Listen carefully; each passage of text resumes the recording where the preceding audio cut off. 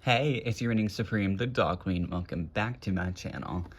And so today we are finally reviewing Creature from the Black Lagoon, Skullector. Very cool. I was very excited for her. Creature is one of my favorite, original, actually definitely my favorite of the Universal monsters. And I've seen this movie like twice. And it's honestly less of a horror movie and more of it's more of a sad story because this man, this Gilman, just wants to be in love, and everyone just sees him as a freak, and it's just like, it's very sad actually, but glad for this collector because this is actually like the inspiration that formed Lagoona. So this is like Lagoona's mom, at least to me. But as soon as we heard about this collector, I was already excited. People were like, I don't know about that. I'm like, no, she's gonna slay. And she did slay. She's one of the best, if not the best collector that we've gotten thus far. Because they like really monster high-ified this bitch to where what we wanted. But yeah, we have from the makers, the Monster Collector, and then there's Mattel. There's a little picture of her. Creature from the Black Lagoon on this side. There's the barcode, because they all have to have a barcode. And then there's the back of the box, which is little claw right here coming out of a sewer with a little skelette shadow right there. And if you're curious about the drop, it's actually very nice. What they did this time is fan club members got like early access, so there was like a X amount of stock that was set aside for fan club members, which that stock sold out in 4 minutes on Thursday, and then the Friday after that for general public, she stayed in stock for 14 minutes, which is still like extremely short, which sucks, but it's a lot longer than most. So glad that they're starting to make these in higher quantities so more people have a chance. Now this bitch also debuts a new packaging style for collectors, so long gone the stupid flaps that like would stay partially open and make the bitch look stupid. Instead, it's split in half as like a little cover, so you can remove both halves of it. See, both halves. And then you can see the doll, which they're doing that for the Wednesday and Morticia collectors. Don't expect a review of those bitches from me. I will not be purchasing. They are not for me. And that is okay. Not everything has to be for me. So now we have like this plastic window, which does come off like every single Skullector, which I do appreciate, so you don't have to display it with that. We can see her packaging, which has like someone's legs on there on the boat, and then we see Miss Creature right here just swimming along, being like, hi. But yeah, there's nothing on any of the sides, nothing really on the bottom, and then the top says, from the makers of Monster Collector. Then on the back is where we have our read-up, which there it is. We can see some divers, and it's underwater. So it says, Creature from the Black Lagoon doll, Devonian Expedition Log number 70, date February 12th, time, what is that? That'll be 7:54 p.m., 3.4563 south, 62.2159 west. This may be the most exciting moment since arriving at the Black Lagoon.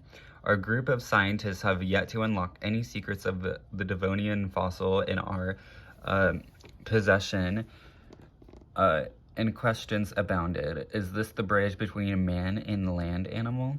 Does this pristine amphibious humanoid really exist? What lies in the mysterious depths of the lagoon? I thought we may never get our answers until the ominous ripple in the water, a flash of green, and there it was, the legend in a killer swimsuit and harpoon heels. Surely my eyes deceived me. I drew close, the moonlight gliding across the shimmery scales and green gills as it locked eyes with me, a trespasser on its land. Before I could gasp, it slipped back into the murky water, taking its secrets deep below. If it's what I think I saw, it's the greatest find yet, the creature from the Black Lagoon. Lots of extraness, but it's fun. Anyway, let's get this bitch out of the box. And now she is out of the box. And what you get is the doll and a doll stand. Like, she's one of the ones that doesn't come with any accessories, but that is because instead we have this awesome stand, which is really nice and really cool that they put in the extra effort to sculpt an entirely brand new stand just for her, which is just great because we know that they like are charging us $65 fucking dollars. They can put in more effort, which even then she doesn't feel the most deluxe effort because, again, Mattel really only knows how to do playline quality dolls that they did 10 years ago, the same quality as 10 years ago, but charge them like so much more because they want so much more profit. It's honestly like really scummy. But yeah, we can't really do anything about it until they sell Monster High to another company, which obviously they're not. So we have this metallic blue stand that is like rocks, and we can see some shells, a dead fish, little skull with a little pirate mask on it, or eye patch. Why did I say it like that? Then we have a little chain anchor, which is cool. We see some little plants. Then back there we see this little translucent little sea life. And then the little stand pole is this bright like grass green that is translucent, and there's it's like kelp, and there's little bubbles. And then there's this little claw shape at the top from the kelp that is actually supposed to hook on to her thigh, so you can pose her like she is swimming, which I think is really cool, and super unique for a Skullector. I'll have to figure out how to do it, but yeah, awesome. And then when we look at her, she is Miss Fabulous over here. So let's start off with her headpiece. It is this like translucent like tealy green, and then we have like the grass green sprayed over here, and it's supposed to look like, I don't know, like scales and kelp, like kind of layered. And then we have this little anchor and a little skelet, little chain hook earring piece. So you can have it dangle, or you can press it in so it stays. But I definitely like that they used a headpiece, since they couldn't like give this bitch ears. And it just is a comb on the back with like two little plugs into the head. But I'm probably gonna end up just removing those plugs, so I can like take this off and recenter it, because it seems pretty sturdy in the comb. And then her hair blend is this like two different shades of the teal green, like a lighter and a darker shade, and then we have just bright like chartreuse greens as highlights, which is super cool. And it's just in this low ponytail with a little wraparound. But I'll probably end up undoing it and like washing the hair and junk. And then we have this little like extra portion that's been tied up right here. I wish it was in a style like Frankie's like little bump it, but unfortunately it's not. So I'm gonna do that myself, is another reason why I'm taking the hair down. But I saw someone compare her hair and her whole color scheme to Baja Blast, and luckily I carried it with me. Like, this is literally just the Baja Blast queen, which, happy 20th anniversary to Baja Blast.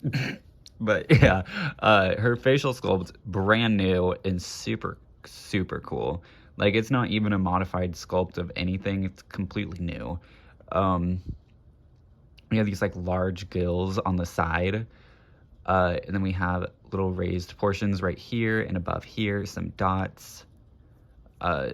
same stuff going on over here. And we have little like folds right here where the nose is, and the nose is extremely flat. Like, look at that shit, that's so flat.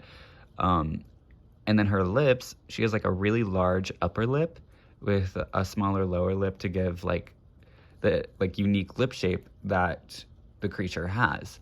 And you can see some like really like nice brush strokes on the eyebrows. The eyes are sick as fuck. We got like an orange in the center, and then like orange and yellow in the center, then green on the outer rim, and then we have like little bubble like eye shines.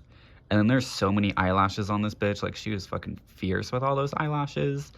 And then she also has these little yellow dots going down under the eyes, which I think are cool. They kind of mimic like freckles from like how Lagoona has freckles, so I think that's fun. So yeah, this face is fierce, is so cool, and I love the makeup too. Like, I think it's green, yellow, and like a reddish color similar to the like orangey lip. Yeah, hoping you can see that. And then when we move on to her outfit, we have this large piece right here that's like attached to the body and the neck, and it's sprayed like pearlescent, and it's like the same similar color to this headpiece up here.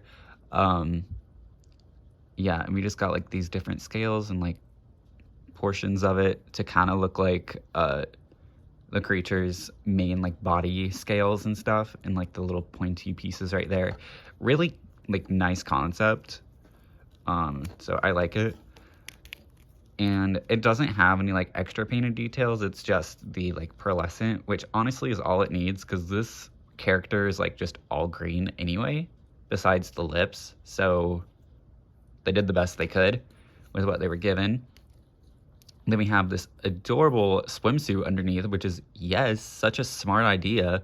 And we can see this like scale pattern on it in like 2 different shades of green that are on the yellow spectrum rather than the blue spectrums of green. We have a little V cut up here. And as you can see, we have these little ruffles, large little ruffles that are, what is it called again? Accordion folded tulle. And it has a little bit of a sparkle to it, which is also like gorge. And then it's also used right here, and then it's also bunched up in the back to act as a large ass train, which is yes, and yes. Like, look at this dramatic train. So it ends up like flowing. And then they did instead of like giving her actual fins, they did these little like gauntlets that are made out of the same material that this is, but a little bit softer. Same pearlescent finish. And then she has a completely brand new hand sculpt with little scales in the hands, webbed fingers, and you can see the claws. I will say my only like complaint is that we didn't get gold paint on the claws. That's it. That's my only complaint. Obviously, besides the price, but we're like way past that now. And then for shoes, we turned like the feet and the fin into a like tall boot, which is really cool, because you can see again the scale pattern. We have a little bit of light green airbrushing right here, and then just all this cool sculpting going on. And then see down here we have the little like webbed feet and like claws of what it's supposed to look like. And the claws are painted gold, but her hand claws are not, which is so weird. And then we have this little like harpoon like shooting out for like the heel of the shoe, which is awesome. So yeah, that's kind of it for her. She's pretty slay. So let me take off all of her clothing so you can see the body underneath and the issue that I have with her elbows. So firstly, what I noticed is that they put a little tag in here that says as like a little Skullector thing, because I noticed Elvira had one too, and I think Annabelle did. So I didn't know. I don't remember if Jack and Sally did, but I'm assuming they did. But her body is interestingly Jennifier's body. Her little dragon body. It's either Jennifer or Viperine. I think it's Jennifer. But yeah, we see like the large scaling right here, and then all the little micro scales going all the way down. So that was like a way for them to cut cost, is just to use Viperine slash Jennifier's body, and just like mold the gauntlets and stuff. So I'm cool with that because it still like gives the effect that it needs to give. So yeah, she's pretty cool. I do like her. But my issue with the elbows is that, as you can see, they're like popping out. Like, I just opened the box and they were popping out. They're like white at little peg right there, and I like can't pull them out, and I can't twist them either. So that's great. I'm gonna put her in front of my heater and try and like pull out the arms, see what's going on, if I need to do anything, and then I will update you guys in the next clip if I fixed it or not. All right, so she's back now. It was very easy. I put it in front of a heater, pulled out the arms, just put back in the arms, and then twisted around, and then bam. Her arms are okay now, but you know, still a little flimsy, but that's literally just a G1 body. Another reason why I don't really like G1 bodies. But yeah, last thing is let's compare her to her daughters. So we have G1 Lagoona right here, which originally Lagoona was gonna be green, and her name was going to be Lagoona Black, but they like switched it up because it would have made her and Frankie green. So they just like turned her into like a typical like sea monster, which obviously we still love. I love Lagoona. She's everything to me. But yeah, they look quite different. Even if you compare it, like she has like translucent webbing. She just has same sculpt for the webbing, actual fins going on versus like the gauntlets. And then nose-wise, Creature has a much thinner nose, or flatter nose, than Lagoona does. And Lagoona already had a pretty flat nose as is, so she's like Miss Voldemort over here. And then completely different color schemes. Then we move on to her other daughter, G3 Lagoona. We can see here the differences, especially in color scheme, like went completely different. But they do share the same like orange touches, which is cool. And then she doesn't have webbed fingers. She does. She has little fins right there and there. So very fun, very fun. But I'm surprised that they went with the coral pink for Lagoona and G3 when they actually could have gone with the green color that Lagoona Black was originally going to be. So I'm honestly surprised that they did that and went with pink, but I don't know. I love pink Lagoona, so we're good. So that is going to be it for Miss Creature. She is awesome. And if you do like end up like wanting her, like just so you know, like wait a little bit for the resellers to just like have them in their garage for like years. So then they're like, oh my God, I want to get rid of this hoe. Like, I don't want her anymore. And then we'll put her at a cheaper price. So just wait, Don't give in to the FOMO. But she is a really gorgeous doll. And I hope that if you got her, great. And if you didn't, just wait. And hopefully the price will go down. And that is, I guess, how you're supposed to display her, which is cool and all, but I don't know if I have the space for that. Yeah, so from Your Rings Frame, I grant you and full glorious, fantabulous day. Toodles.